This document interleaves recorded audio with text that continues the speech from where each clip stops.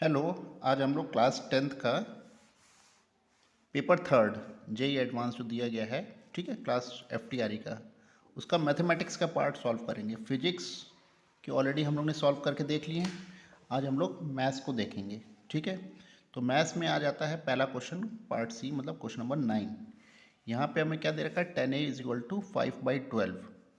अच्छा, यहाँ पे जो इम्पोर्टेंट है वो है a इज़ ग्रेटर देन 90। अभी अगर हम लोग 5/12 को अगर डायरेक्ट इसको सॉल्व कर लेंगे, ठीक है, तो 5/12 को अगर हम लोग देखेंगे ट्राइंगल से, तो परपेंडिकुलर अपॉन बेस, तो हाइपोटेनियस हमारा क्या हो जाएगा, 13 हो जाएगा। लेकिन इंपॉर्टेंट पॉइंट है ए इज़ 90 डिग्री। अब देख रहे हैं कि ये वैल्यू क्या आ रही है, वैल्यू इज़ पॉजिटिव। तो अब हम क्वाड्रेंट्स में देखें, 10 की वैल्यू कब कब पॉजिटिव होती है, 0 to 90 के बीच में पॉजिटिव होती है। फिर हम देखते हैं 180 to 270 के बीच में पॉजिटिव होती है। तो ये तो क्लियर हो गया कि ये 90 से बड़ा है, यानी कि 10 इसके अंदर तो नहीं है, 10 इज़ थर्ड क्वाड्रेंट में, ठीक है, क्योंकि वैल्यू पॉजिटिव है। पॉजिटिव होने से ये थर्ड क्वाड्रेंट में आ गया है, थर्ड क्वाड्रेंट में आने से इसकी वैल्यू पॉजिटिव है, ठीक है।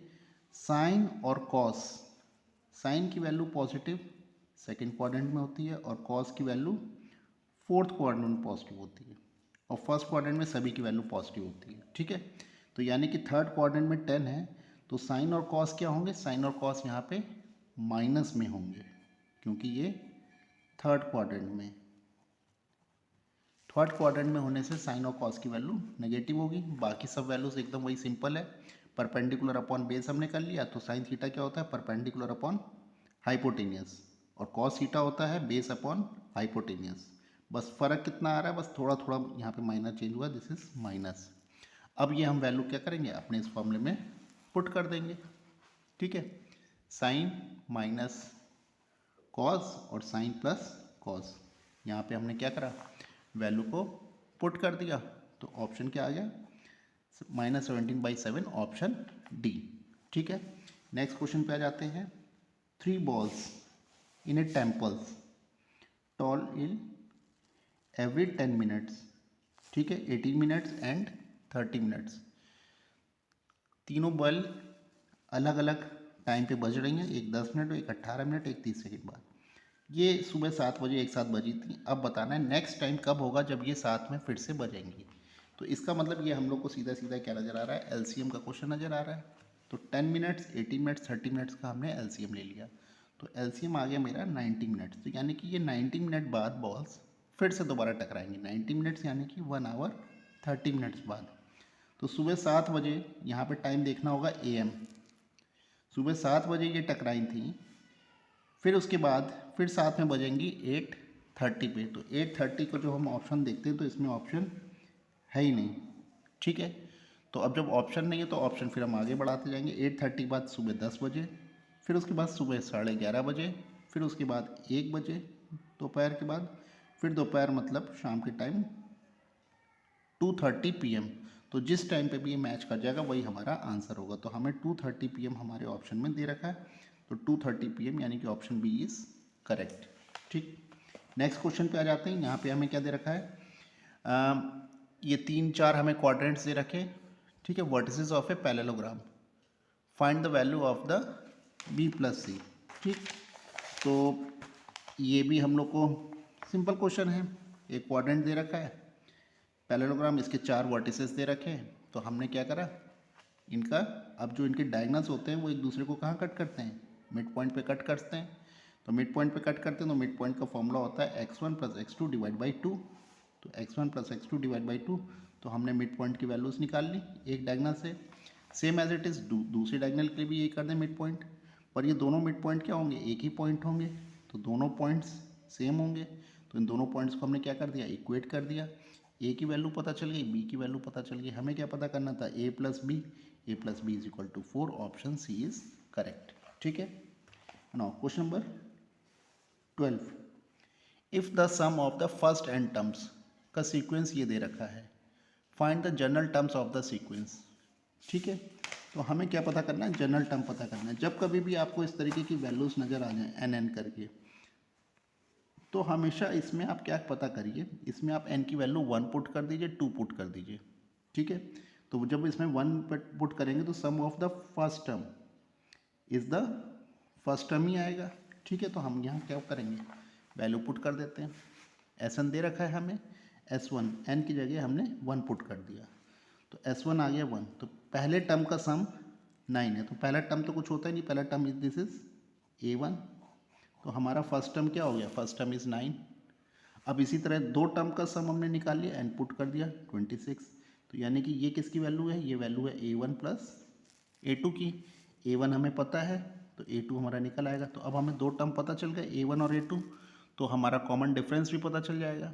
अब हमको ये क्या पता है, दो टर्म तक का formula A T N term का फॉर्मूला क्या होता है, A plus N minus one into T.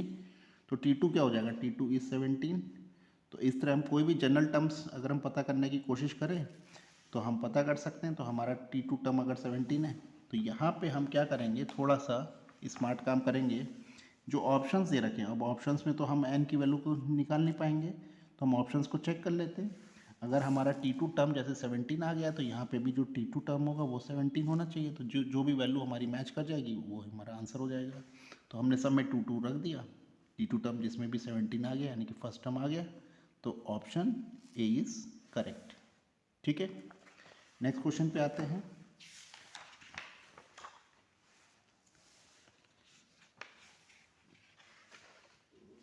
अब मैथ्स का नेक्स्ट क्वेश्चन है ट्रिग्नोमेट्री पे बेस्ड।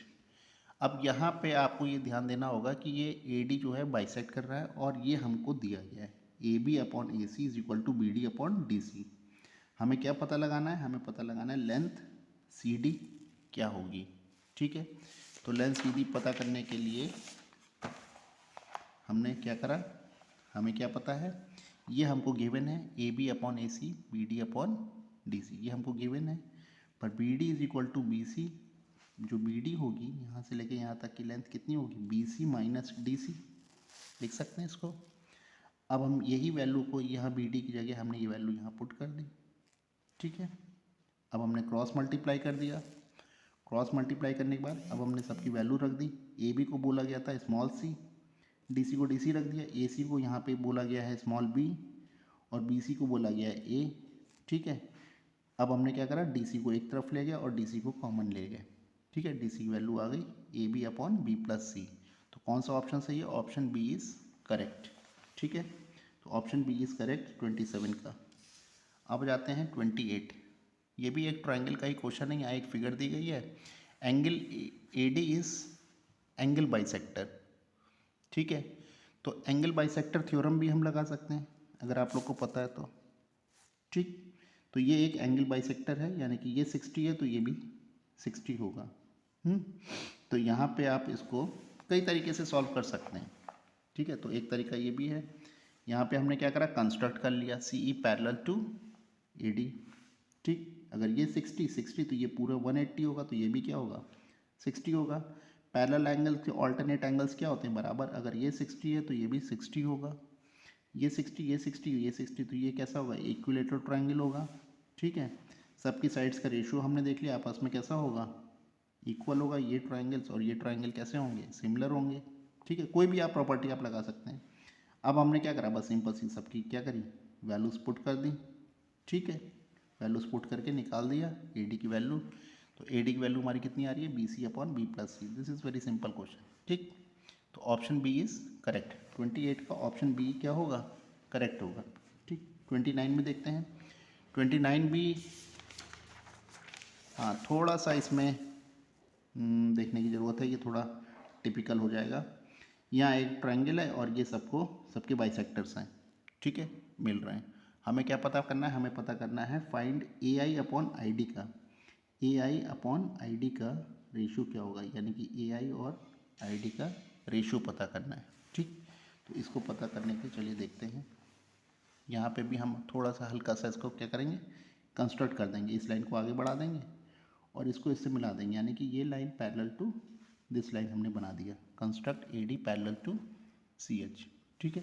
तो अब हम देखेंगे कि ABI ट्रायंगल और HBG ट्रायंगल कैसे होंगे, सिमिलर होंगे। IBD क्योंकि पैरेलल है, IBD सिमिलर GBC, ये हम लोग को क्या है गिवन दिया गया है, सबको माना गया A B is equal to C, A C is equal to B, और ये हम लोग को गिवन दिया गया है। ठीक है, अब हम सिमिलर वाला प्रॉपर्टी लगा दें। ठीक है, साइड्स का जो रेशियो होता है आपस में कैसा होता है, इक्वल होता है। तो एक ट्रायंगल में प्रॉपर्टी ये लग गई तो दूसरी ट्रायंगल में प्रॉपर्टी ये लग गई। ठीक है, थेल्स थ्योरम।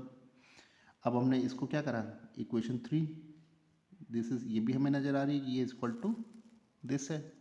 अब इक्वेशन 1 को हमने इक्वेशन 2 के साथ क्या कर देंगे, डिवाइड। बस ये थोड़ा सा देखने की जरूरत है, इक्वेशन 1 को इक्वेशन 2 के साथ डिवाइड कर देंगे, क्योंकि हमें ए आई और आई डी चाहिए, ए आई और आई डी का रेशियो।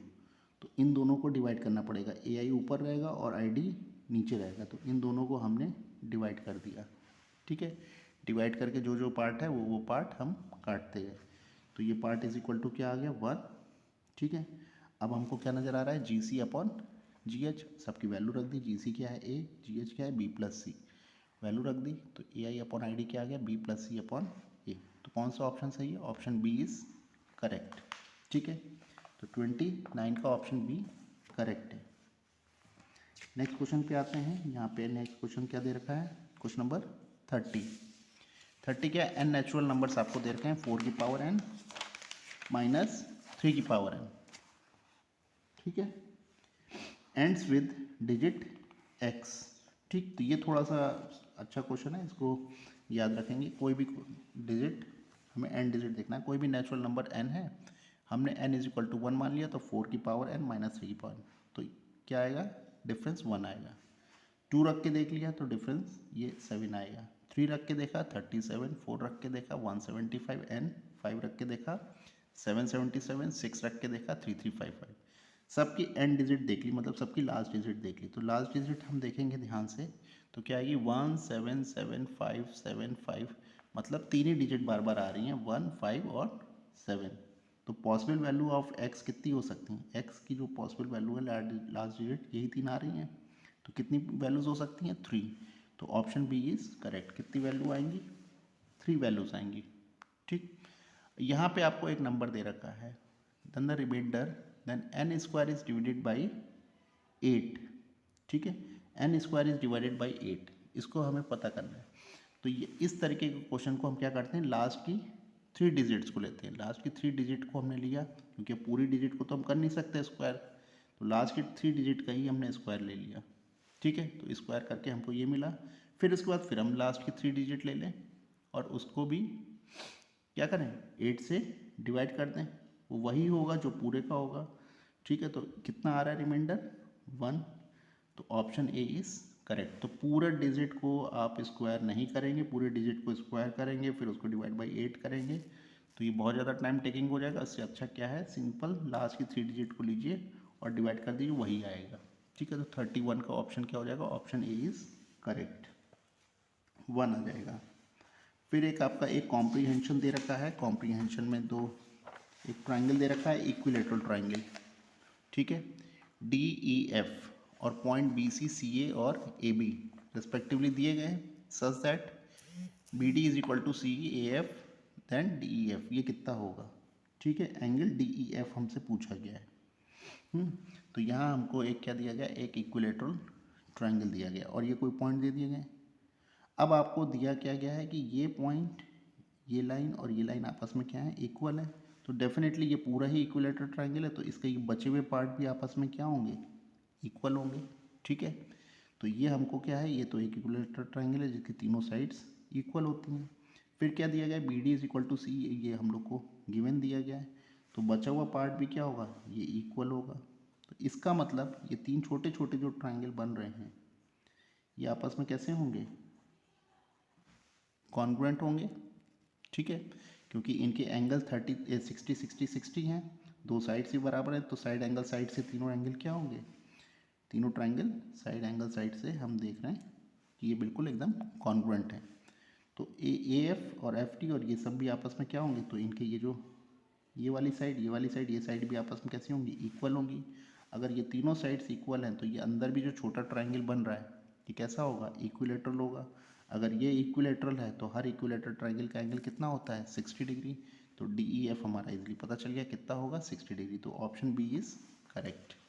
ठीक है, 32 को option B is 60 degree is correct. If all the medians of a triangle are equal then each other then B A C is, ये सिंपल है, अगर किसी भी ट्राइंगल की मीडियंस बराबर हो जाएं तो वो एक क्या होता है, वो एक इक्विलेटरल ट्राइंगल होता है। और अगर इक्विलेटरल ट्राइंगल है तो उसका साइड्स का एंगल क्या होगा, उनका एंगल 60 डिग्री होगा। तो ऑप्शन यहाँ पे क्या होगा, option C 60 degree is correct. ठीक है, ये सिंपल क्वेश्चन था एकदम कॉम्प्रिहेंशन में, मेरे ख्याल से सारे हो गए। ठीक है, पूरा मैथ्स का पेपर पूरा हो गया। अब हम लोग का पेपर 4th का रह गया। ठीक है, तो कल हम लोग पेपर 4 को देखेंगे। आज बस इतना ही देखते हैं।